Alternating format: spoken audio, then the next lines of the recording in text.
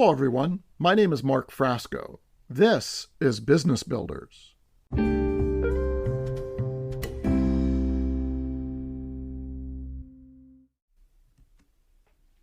Thank you for tuning in. Welcome to Episode 0, an introduction.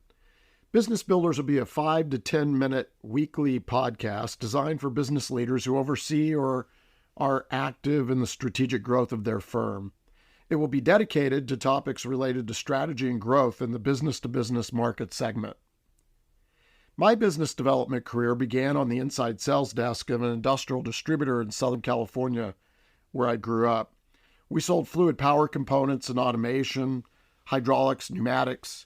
Parker Hannifin was our biggest product line. As my career advanced, I found myself as a general manager of a larger competitor.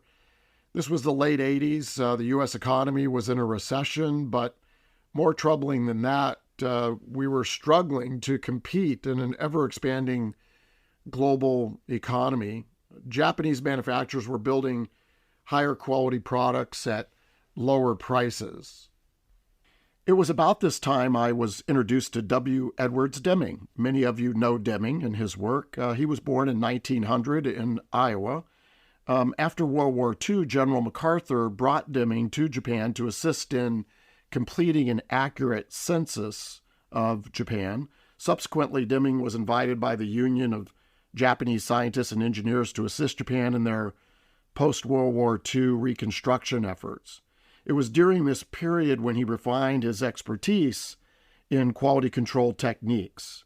In fact, still today, the highest quality award for Japanese manufacturers is the Demming Award. Ford Motor Company was the first American manufacturer to approach Demming. From 1979 to 1982, Ford had lost over $3 billion. Very early, Ford was surprised when Demming questioned the company's culture, criticizing its management. Ford was about to learn about the underpinnings of Demming's continuous improvement belief system. Most American companies focused on fixing people. Demming knew for Ford to be successful, they needed to focus on their processes, the continuous improvement of their processes. In fact, build process control. By 1986, Ford had become the most profitable auto manufacturer in the United States. In that year, Demming released his book, Out of the Crisis.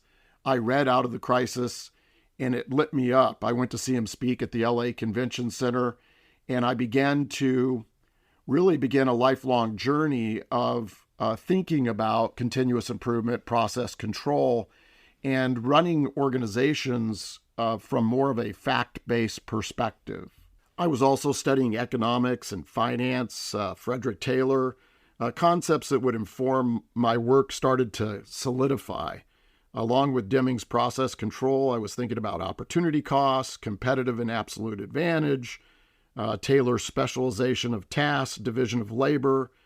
It was at this intersection of these thought areas that I began to think about strategic growth as a process. And for the first time in 1988, I drew out, for the president of our organization, I drew out the sales continuum. And I talked with him about if you take the sales continuum from 0 to 10, 10 is making money. 7 is where we would issue a proposal or make an offer. 8, get the work. 9, do the work. 10, make money. These were the final years of Reagan's administration, and I adopted his language. I called that the supply side of the business. Proposal, get the work, do the work, make money. What I began to recognize as I went through the various functions of the organization is that there were 3 characteristics on the supply side. 1, we had dedicated people for jobs that were in each function. Trained, educated, organizational chart, lines of authority, people knew who their leaders were. Dedicated people, trained for the jobs that they were doing in those functions. Second, I had gone through the organization. I began to do process design and built some process control around those functions.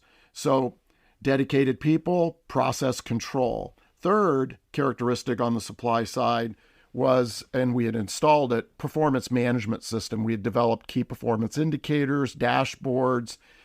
We understood the inputs and the outputs required, the conversions, and we began to measure the throughput of the various processes in place in those functions.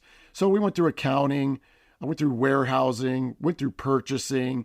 And what I noticed was at each one of those functions, those dedicated people, we had specialization of task, division of labor. I had a CFO, I had a controller, and I had bookkeepers. In the warehouse, I had a warehouse manager, shipping clerk, and receiving clerk. But pre-proposal on the demand side, 0 through 6, on these microsystems, strategy, research, design, prospect, pre-qualify, position, new business opportunities for these 13 outside salespeople that I had. On that demand side, we had none of those 3 characteristics. We had no dedicated people in place. We had no processes, and we had no metrics, no performance management system. We were basically taking the business that was coming to us. We were being found in Thomas Registry or Harris Selectory, the Yellow Pages even back in the day. And we were basically doing business with people who found us. And so today, actually, when I work with clients, I say, why don't we decide who it is we want to do business with? Let's not wait for people to find us. So let's decide who it is we want to do business with, and let's go make friends with them and bring them into the funnel. So those were the beginning building blocks of what today for COACT is our mission statement. COACT supplies a process solution to business growth and prosperity. So that is really where our business growth and strategic growth journey begins.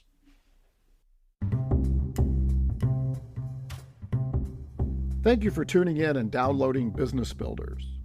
If you have ideas for future podcasts or have comments, please email me at mark@businessbuilders.pro. Until next time, this is Mark Frasco reminding you, strategic growth is a daily discipline, not an as-needed activity.